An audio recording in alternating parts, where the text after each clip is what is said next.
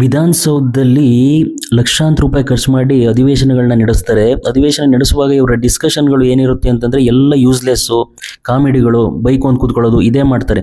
So ಅದ್ರ ಜೊತೆಗೆ ಇನ್ನೊಂದಾಗಿದೆ ನೋಡಿ, IPL ಟಿಕೆಟ್ಸ್ ಬೇಕಂತೆ ಇವರಿಗೆ. ಅಂದರೆ ನಮ್ಮ ಫ್ಯಾಮಿಲಿಗಳಿಗೆ ಒಬ್ಬೊಬ್ಬ MLAಗೆ 4ರಿಂದ 5 IPL ಟಿಕೆಟ್ ಕೊಡಿ, ನಾವು ಕ್ಯೂನಲ್ಲಿ ನಿಂತ್ಕೊಳ್ಳೋಕ್ಕಾಗಲ್ಲ ಅಂತ ಹೇಳ್ಬಿಟ್ಟು BJP, ಕಾಂಗ್ರೆಸ್ಸು ಎಲ್ಲ MLAಗಳು ಕೇಳ್ತಾ ಇದ್ದಾರೆ. ಅಂದರೆ ನಾವು VIP ನಾವು ಕ್ಯೂನಲ್ಲಿ ನಿಂತ್ಕೊಳ್ಳೋಕ್ಕಾಗಲ್ಲ, ಜಾಸ್ತಿ ದುಡ್ಡು ಕೊಡೋಕ್ಕಾಗಲ್ಲ, ದುಡ್ಡು ಕೇಳಿದರೆ 20,000 ದುಡ್ಡೆಲ್ಲ ಕೊಡೋಕೆ ಕೇಳ್ತಾರೆ ಅಂತ ಕೇಳ್ತಾ ಇದ್ದಾರೆ. ಇದನ್ನು ಫಸ್ಟು ರೈಸ್ ಮಾಡಿದ್ದು R ಅಶೋಕ್ ಅಂತ BJP MLA ಒಬ್ಬ.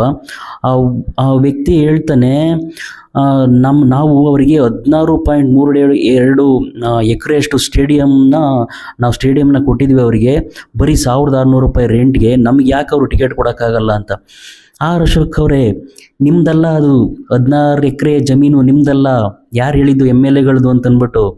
ನೀವು MLAಗಳದು ಅಂತ ಅಂದ್ಕೊಂಡ್ಬಿಟ್ಟಿದ್ದೀರ ಜಾಗ ಎಲ್ಲ, ಅದು ನೀವು MLAಗಳದು, ಅದಕ್ಕೋಸ್ಕರ ನಿಮಗೆ ಅವ್ರು ಟಿಕೆಟ್ ಕೊಡಬೇಕು ಅಂತ ಕೇಳ್ತಾ ಇರೋ ಥರ ಇದೆ. ಇದು MLAಗಳದಲ್ಲ, ಅದೊಂದು ಗೌರ್ನಮೆಂಟ್ದು ಪಬ್ಲಿಕ್ ಪ್ರಾಪರ್ಟಿ.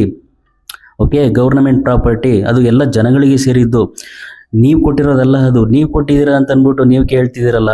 ಆಮೇಲೆ ಇವರು ಈ ಥರ ಕೇಳಿದ್ದಕ್ಕೆ ಇದಕ್ಕೆ DK ಶಿವಕುಮಾರ್ ಅಂತ ಒಬ್ಬ ವ್ಯಕ್ತಿ, ಅವನು ಕೂಡ ನೆಕ್ಸ್ಟು DCM ಆಗಬೇಕು ಅಂತ ಇರೋರಂತೆ. ಆ ವ್ಯಕ್ತಿ ಕೂಡ ಯಾಕೆ ಕೇಳೋದ್ರಲ್ಲಿ ಏನು ತಪ್ಪಿದೆ, ನಾವು ಅವರಿಗೆ ಜಾಗ ಕೊಟ್ಟಿಲ್ವಾ ಅಂತೆಲ್ಲ ಹೇಳ್ತಾರಂತೆ. This is what our government is. ಇದನ್ನು ಒಂದು ಸ್ವಲ್ಪ ಕಂಡೆಮ್ ಮಾಡಿರೋದು ಅಂತಂದರೆ ತೇಜಸ್ವಿ ಸೂರ್ಯ ಅಂತ ಒಬ್ಬ MP BJP ಕಡೆಯಿಂದ ಒಂದು ಸ್ವಲ್ಪ ಕಂಡೆಮ್ ಮಾಡಿದ್ದಾರೆ. ಈ ಥರದ್ದೆಲ್ಲ ಡಿಸ್ಕಸ್ ಆಗಬಾರ್ದು, ಈ ಥರದ್ದನ್ನೆಲ್ಲ ನಾವು ಕೇಳಬಾರ್ದು, ಸದನದ್ದು ಅಧಿವೇಶನದ್ದು ಡಿಗ್ನಿಟಿ ಹಾಳಾಗುತ್ತೆ ಅಂತ ಏನೋ ಒಂದು ಸ್ವಲ್ಪ ಹೇಳಿದ್ದಾರೆ. ಸೊ ಅವರದ್ದೇ ಪಕ್ಷದ MLA ಆಗಿರುವಂಥ R ಅಶೋಕ್ ಇದನ್ನು ರೈಸ್ ಮಾಡಿದ್ದು, ಅದಕ್ಕೆ ಸಪೋರ್ಟ್ ಮಾಡಿಕೊಂಡು ಎಲ್ಲ MLAಗಳು ಕೇಳ್ತಾರೆ, ಎಲ್ಲ ಪಕ್ಷದವರು.